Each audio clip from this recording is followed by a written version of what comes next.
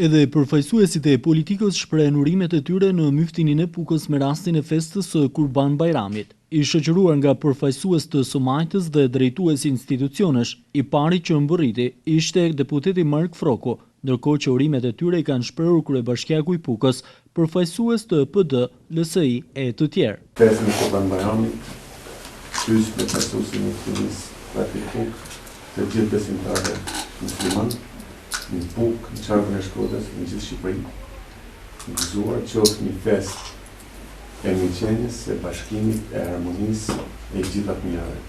Gëzuar dhe mbarësi, ke natë e madhe.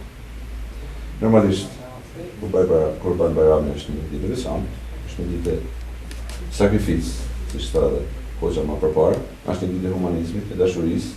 Edhe një herë ju uroj të gjithëve gëzuar, mbarësi, suksese e të gjitha të mirat, ke natë e madhe e Bajramit të Kurban Bajram.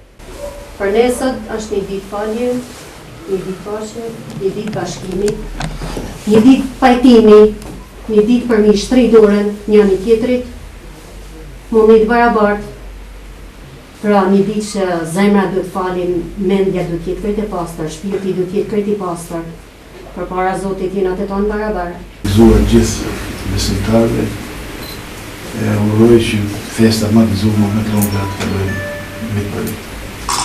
Të gjej rastin që t'ju uroj gëzuar festën gjithë besimtarëve muslimanë të Pukës, qoftë një ditë e mbarë e mirë e begat për gjithë besimtarët muslimanë të Pukës.